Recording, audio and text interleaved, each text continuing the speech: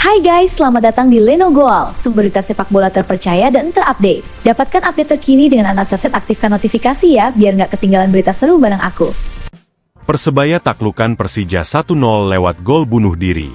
Persebaya Surabaya mengawali Piala Presiden 2026 dengan kemenangan tipis 1-0 atas Persija Jakarta di Stadion Gelora Bung Tomo, Minggu, 26 Juli 2026, malam.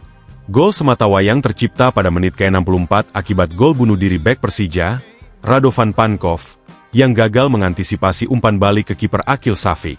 Babak pertama berakhir imbang 0-0 dengan Persebaya mendominasi melalui sisi kanan.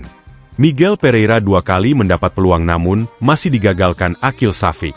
Memasuki babak kedua, Persija mengambil inisiatif menyerang lewat Stejepan Loncar dan Gustavo Almeida, namun belum membuahkan hasil.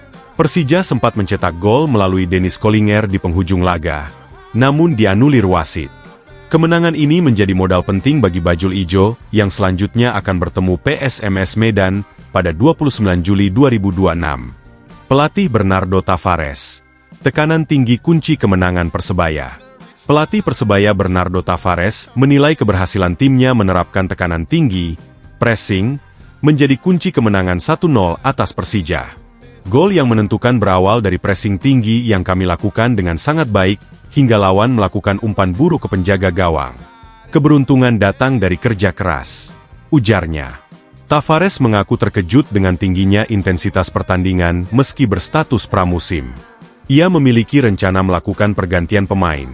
Namun karena intensitas tinggi, ia tidak bisa memasukkan pemain yang sudah direncanakan. Ia menilai Persebaya tampil baik saat menguasai bola maupun bertahan, dan mampu menciptakan lebih banyak peluang. Bek Persebaya Risto Mitrevski menilai kemenangan ini hasil kerja sama tim. Meski baru berlatih sekitar 3 minggu, Persebaya mampu menunjukkan organisasi permainan baik. Kami bermain kompak, memanfaatkan transisi dengan baik, dan menciptakan banyak peluang. Dari sini kami harus terus berkembang, ujarnya. ASEAN Championship 2026 dimulai hari ini. Liverpool pantau pemain. Turnamen ASEAN Championship 2026 resmi dimulai pada hari ini, Jumat, 24 Juli 2026, dengan 2 laga pembuka yang mempertemukan Kamboja melawan Singapura dan Timor Leste melawan Vietnam. Pertandingan pertama berlangsung di Stadion Olimpiade Phnom Penh pada pukul 16 WIB, sementara laga kedua digelar di Stadion Nasional Timor Leste pada pukul 19.30 waktu Indonesia Barat. Kamboja dan Singapura sama-sama menargetkan kemenangan untuk memulai langkah di grup A. Sementara itu, Vietnam yang diunggulkan di grup B akan menghadapi Timor Leste yang dianggap sebagai tim underdog. Timnas Indonesia sendiri baru akan memulai perjuangannya pada Senin, 27 Juli 2026, melawan Kamboja di Stadion Pakansari, Bogor. Pelatih John Hertman mengaku sudah mempelajari gaya bermain Kamboja melalui rekaman pertandingan terakhir mereka.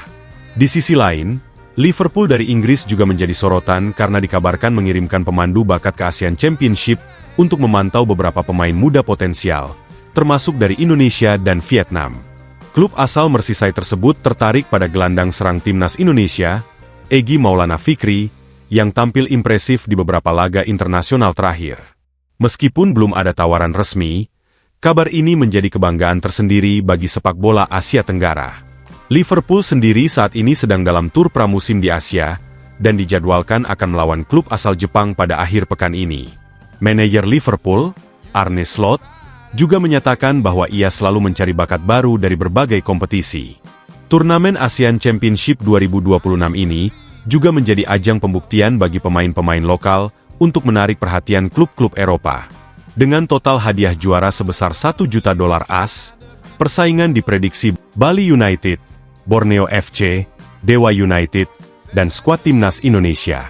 3 klub besar yaitu Bali United, Borneo FC, dan Dewa United menjadi sorotan setelah pengumuman skuad timnas Indonesia untuk ASEAN Championship 2026. Bali United dan Dewa United sama-sama menyumbangkan 3 pemainnya.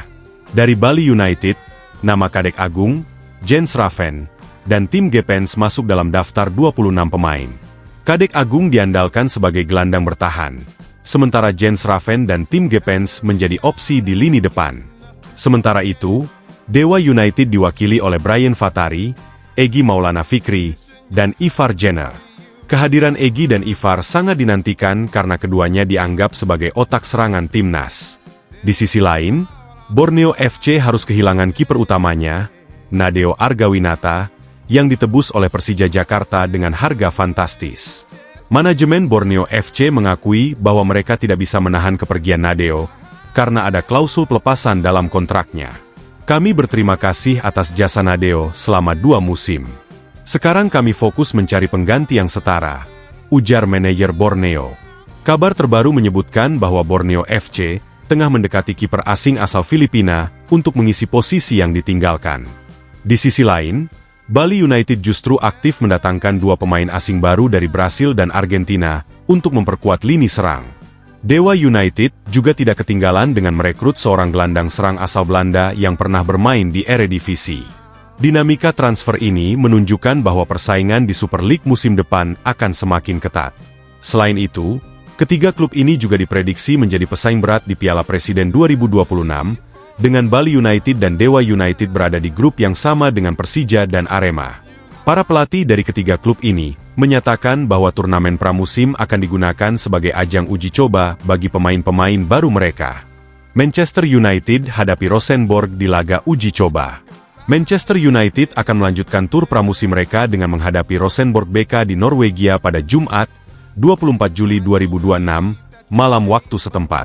Laga ini menjadi ujian penting bagi skuad asuhan Michael Carrick untuk menguji taktik dan kebugaran pemain menjelang musim 2026-2027.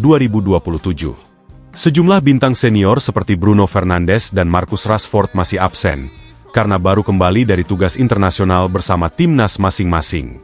Namun, pemain baru Andre Santos yang direkrut dari Chelsea dijadwalkan menjadi starter untuk membangun kohesivitas di lini tengah. Sorotan utama adalah masuknya talenta muda berbakat, JJ Gabriel, yang baru berusia 15 tahun, dalam skuad yang dibawa ke Norwegia. Gabriel disebut sebagai salah satu prospek terbaik Akademi United, dan diprediksi akan menjadi pemain termuda yang tampil di tur pramusim. Di sisi lain, Rosenborg yang sedang berada di tengah musim kompetisi domestik diunggulkan dalam hal kesiapan fisik. Mereka telah memainkan 18 pertandingan liga dan berada di papan atas klasemen. Carrick mengatakan bahwa laga ini akan menjadi barometer sejauh mana United bisa bersaing dengan tim yang sudah berada di puncak performa. Kami datang untuk menang dan belajar. Ini bukan sekadar laga pemanasan, tapi kesempatan untuk melihat karakter pemain, ujar Carrick. United juga berencana melakukan 4 pergantian pemain di babak kedua untuk memberi kesempatan bagi pemain cadangan. Hasil laga ini akan sangat berpengaruh pada kepercayaan diri tim jelang pembukaan Premier League yang tinggal 2 pekan lagi.